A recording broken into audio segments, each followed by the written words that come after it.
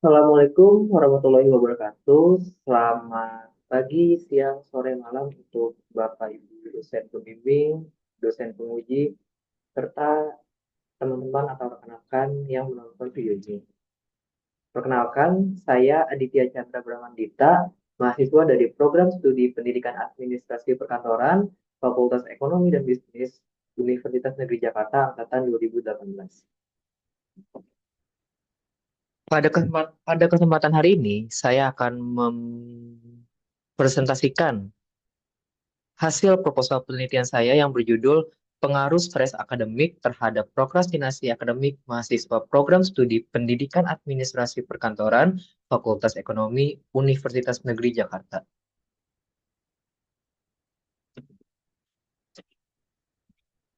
Untuk materi yang akan saya presentasikan pada hari ini yaitu bab 1 yang terdiri dari latar belakang masalah, pertanyaan penelitian, tujuan penelitian, dan manfaat penelitian. Lalu untuk bab 2-nya yang terdiri dari teori pendukung, lalu ada penelitian yang relevan, kerangka teoritik, serta hipotesis dan konstelasi penelitian. Serta untuk bab 3-nya sendiri akan berisikan waktu dan tempat penelitian, desain penelitian, populasi dan sampel, pengembangan instrumen, teknik pengumpulan data, serta teknik analisis data. Baik, untuk mempersingkat waktu, langsung saja saya sampaikan atau paparkan materi di bab 1, yang akan dimulai dari latar belakang masalah. Mahasiswa memiliki peran strategis sebagai agent of change dan moral force. Mereka memiliki tanggung jawab moral yang besar, baik dalam kehidupan akademik maupun non-akademiknya. Lika-liku yang dihadapi mahasiswa mendorong terjadinya perilaku penundaan atau prokrastinasi. Berdasarkan riset yang telah dilakukan peneliti terhadap 30 responden yang berupa mahasiswa dari program studi pendidikan administrasi perkantoran, Fakultas Ekonomi dan Bisnis Universitas Negeri Jakarta, didapatkan bahwa sebanyak 67% dari responden tersebut menyatakan melakukan penundaan dalam menyelesaikan tugas. Lalu dalam riset berikutnya, sebanyak 33% responden menyatakan melakukan penundaan dikarenakan beban atau tekanan akademik yang dialaminya. Berdasarkan riset dan penelitian terdahulu yang telah peneliti analisa, peneliti bermaksud melakukan penelitian dengan judul Pengaruh Stres Akademik Terhadap Prokrastinasi Akademik Mahasiswa di Program Studi Pendidikan Administrasi Perkantoran, Fakultas Ekonomi dan Bisnis Universitas Negeri Jakarta. Berdasarkan latar belakang masalah yang telah disusun, peneliti membuat pertanyaan penelitian yakni apakah terdapat pengaruh antara stres akademik terhadap prokrastinasi akademik pada mahasiswa program studi pendidikan administrasi perkantoran Fakultas Ekonomi dan Bisnis Universitas Negeri Jakarta. Sedangkan berdasarkan pertanyaan yang telah disusun sebelumnya, maka didapatkan tujuan penelitian, yakni untuk mengetahui dan menganalisis ada tidaknya pengaruh antara stres akademik terhadap prokrastinasi akademik mahasiswa program studi pendidikan administrasi perkantoran Fakultas Ekonomi Universitas Negeri Jakarta. Berdasarkan latar belakang masalah, lalu dilanjut dengan pertanyaan serta tujuan penelitian, maka didapatkan manfaat penelitian yang berupa manfaat teoritis dan manfaat praktis. Untuk manfaat teoritisnya sendiri, yakni akan dapat memberikan pengetahuan serta wawasan baru, serta memberikan bukti dan data empiris bagi penelitian berikutnya. Sedangkan untuk manfaat praktisnya sendiri dapat bermanfaat baik bagi peneliti sendiri ataupun peneliti di luar sana, lalu bagi kampus yakni Universitas Negeri Jakarta, serta bagi pembaca atau khalayak umum. Lalu masuk ke bab 2, yakni teori pendukung dari variabel prokrastinasi akademik. Di sini peneliti mencantumkan 5 teori pendukung untuk mendukung gagasan atau dari variabel prokrastinasi ini. Yakni ada teori dari Kirilova et al. Tahun 2022, lalu ada Ren et al. 2021, Aznar Dias et al. 2020, Limon et al. 2020, serta Sari dan Fahrudiana tahun 2019. Untuk dimensi atau indikator penelitian dari variabel prokrastinasi akademik didapatkan 4 indikator, yakni penundaan untuk memulai dan menyelesaikan tugas, keterlambatan dalam mengerjakan tugas, kesenjangan waktu antara rencana dan kinerja aktual, dan melakukan aktivitas yang lebih menyenangkan. Di sini peneliti menyusun indikator prokrastinasi akademik berdasarkan 10 referensi jurnal yang telah peneliti cari dan analisa sebelumnya. Lalu untuk stres akademik, peneliti mengumpulkan 5 teori pendukung, yakni dari Yu Huan et al. 2022, J. Lin et al. 2022 juga, Jarvis et al. Tahun 2020, X. Lin dan McQueen tahun 2019, serta Arifudin et al. Tahun 2019. Lalu untuk dimensi atau indikator penelitian dari stres akademik, peneliti mendapatkan 2 dimensi, di mana masing-masing dimensi memiliki 5 dan 4 indikator.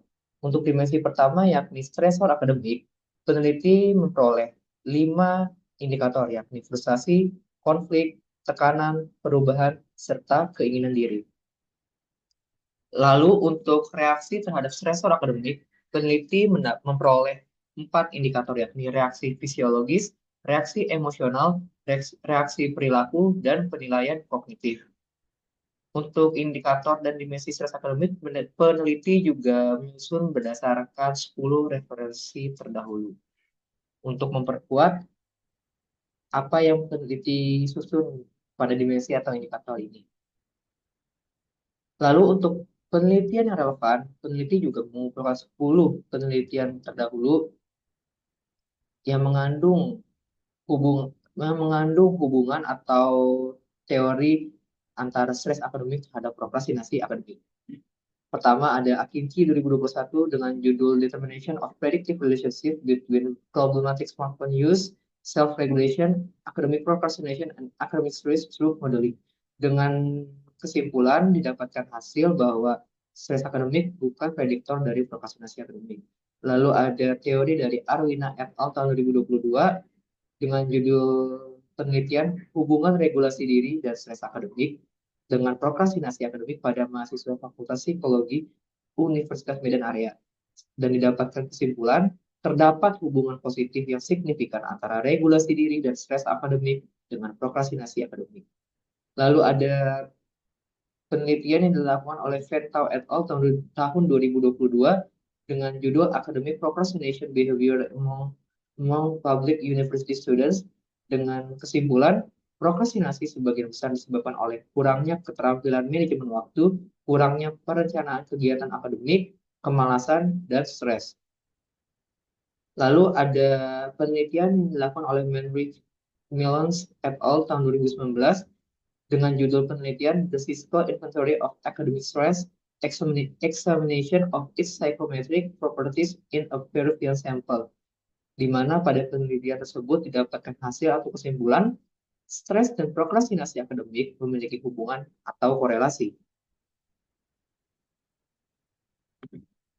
Lalu berikutnya ada penelitian relevan yang lain, seperti penelitian dari Bakri tahun 2021, penelitian Astari tahun 2024, penelitian Labiro et al. 2022, penelitian Wardani et al. Tahun 2023, penelitian Miracle et al. Tahun 2024, dan yang terakhir, penelitian yang dilakukan oleh Niazov et al. Tahun 2022, di mana berdasarkan penelitian yang relevan tersebut, maka didapatkan kesimpulan secara garis besar bahwa terdapat pengaruh yang positif antara stres akademik terhadap prokrastinasi akademik.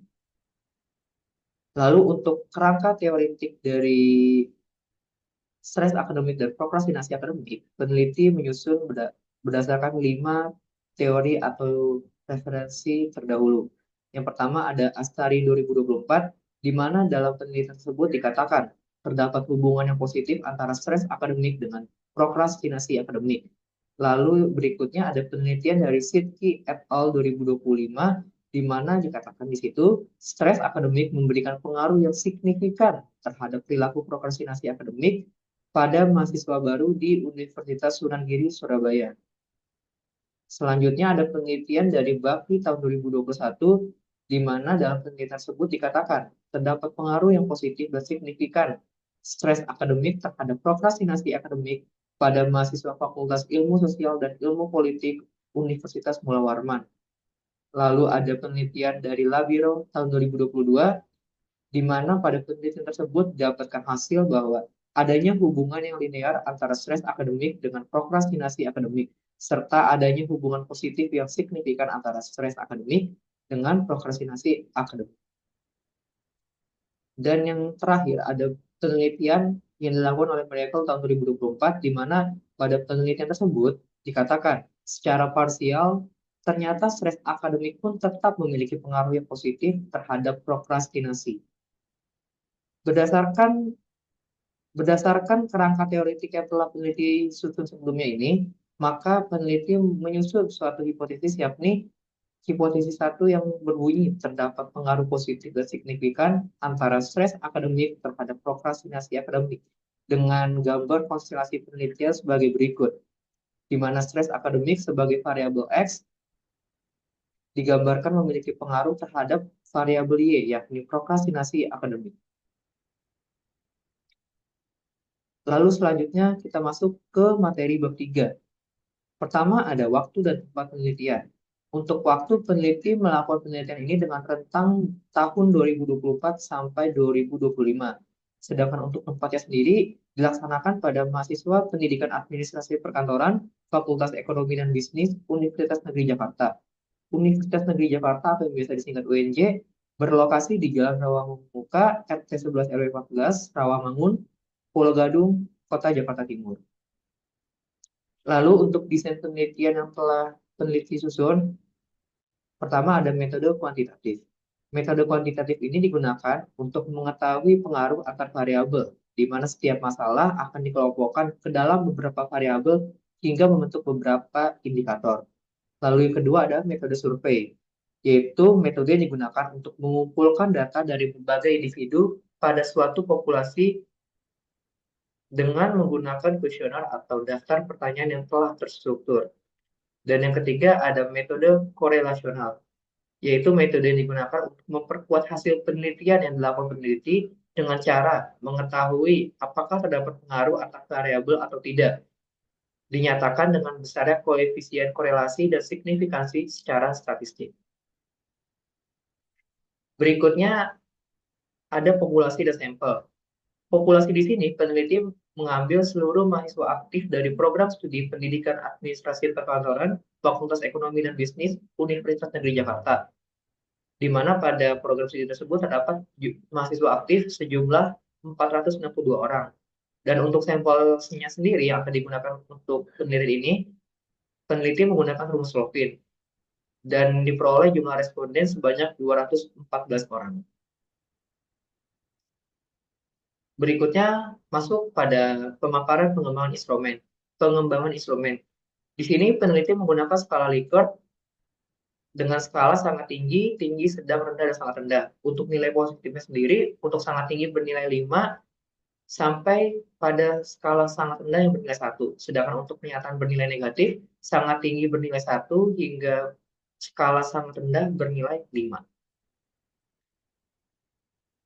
Lalu berikutnya ada pemaparan definisi dari variabel prokrastinasi akademik. Berdasarkan teori-teori atau referensi-referensi yang telah dikumpulkan sebelumnya, referensi-referensi terdahulu, maka peneliti menyusun suatu definisi konseptual yang berbunyi, prokrastinasi akademik adalah suatu bentuk kebiasaan atau perilaku dalam menunda penyelesaian tugas-tugas akademik yang dilakukan oleh pelajar, sehingga menyebabkan tugas selesai mendekati tenggat waktu atau bahkan telat. Lalu untuk definisi operasionalnya, variabel ini menggunakan skala prokrastinasi akademik yang dikemukakan oleh Ferrari tahun 1995, di mana prokrastinasi akademik memiliki ciri-ciri atau indikator penundaan untuk memulai dan menyelesaikan tugas, keterlambatan dalam mengerjakan tugas, kesenjangan waktu antara rencana dan kinerja aktual, dan melakukan aktivitas yang lebih menyenangkan. Untuk kisi-kisi instrumennya sendiri, untuk variabel prokrastinasi akademik, indikator satu yang berbunyi penundaan memiliki instrumen bernomor 1, 2, 3, 4. Untuk indikator keterlambatan memiliki instrumen 5678, indikator kesenjangan waktu antara rencana dan kinerja aktual ada pada instrumen 9, 10, 11, 12, serta untuk indikator melakukan aktivitas yang lebih menyenangkan ada pada instrumen 13, 14, 15, 16 dengan referensi sebanyak 10 referensi terdahulu. Berikutnya, peneliti akan memaparkan mengenai stres akademik. Pada stres akademik ini, peneliti menyusun definisi konseptual yang berbunyi, stres akademik merupakan keadaan atau perasaan negatif yang dialami seseorang yang sedang menjalani pendidikan, yakni pelajar atau mahasiswa, di mana ia merasakan beban atau tekanan mental dan fisik pada dirinya yang disebabkan oleh kehidupan akademiknya. Untuk definisi operasional sendiri, skala stres akademik yang dikemukakan oleh Gazela tahun 1994, di mana pada skala ini memiliki dua dimensi serta masing-masing 5 dan 4 indikator. Untuk dimensi pertama stresor akademik, memiliki indikator frustasi, konflik, tekanan, perubahan, serta keinginan atau pemaksaan diri. Lalu untuk dimensi reaksi terhadap stresor akademik, memiliki indikator reaksi fisiologis, reaksi emosional, reaksi perilaku, dan penilaian kognitif. Lalu untuk kisi-kisi instrumennya sendiri, untuk dimensi stresor akademik dengan indikator frustasi ada pada instrumen 17 dan 18, indikator konflik ada di instrumen 19 dan 20, indikator tekanan ada di instrumen 21 dan 22, indikator perubahan ada di instrumen 23 dan 24, serta untuk indikator keinginan atau pemaksaan diri ada pada instrumen 25 dan 26. Sedangkan untuk dimensi reaksi terhadap stresor akademik memiliki indikator reaksi fisiologis dengan instrumen yakni pada nomor 27 dan 28. Lalu untuk indikator reaksi emosional terdapat pada nomor instrumen 29 dan 30, reaksi perilaku ada pada instrumen 31 dan 32, serta untuk indikator penilaian kognitif ada pada instrumen 33 dan 34. Untuk teknik pengumpulan data sendiri menggunakan metode survei angket atau kuesioner, lalu menggunakan kuesioner tertutup serta data primer. Dan yang terakhir, untuk teknik analisis data ada 5 teknik. Pertama, ada uji validitas dan reliabilitas. Untuk validitas sendiri ini digunakan untuk mengukur sejauh mana alat ukur melakukan fungsinya dengan tepat. Sedangkan untuk uji reliabilitas sendiri digunakan untuk mengetahui keagegan suatu instrumen data. Lalu yang kedua ada uji prasyarat analisis yang terdiri dari 4 uji, yakni normalitas, linearitas, heteroskedastisitas, dan multikolinearitas. Lalu ada persamaan analisis regresi, dikarenakan pada penelitian ini hanya terdapat satu variabel independen dan satu variabel dependen, atau satu variabel terikat dan satu variabel bebas, maka pada penelitian ini menggunakan analisis regresi linear sederhana. Lalu untuk uji hipotesisnya menggunakan uji F yang digunakan untuk mengetahui pengaruh variabel independen terhadap variabel dependen. Dan yang terakhir ada koefisien determinasi. Untuk uji ini sendiri digunakan untuk mengetahui seberapa besar hubungan atau pengaruh variabel independen terhadap variabel dependen. Dengan kriteria penilaian pada koefisien determinasi adalah R2 berada di antara 0 sampai 1. Baik, sekian untuk pemaparan dari proposal penelitian yang telah dilakukan oleh saya sebagai peneliti. Kurang lebihnya mohon maaf. Wabillahi taufiq wal hidayah. Wassalamualaikum warahmatullahi wabarakatuh. Selamat pagi, siang, sore, malam untuk Bapak, Ibu dosen pembimbing, dosen penguji, serta rekan-rekan atau teman-teman yang menyaksikan video ini.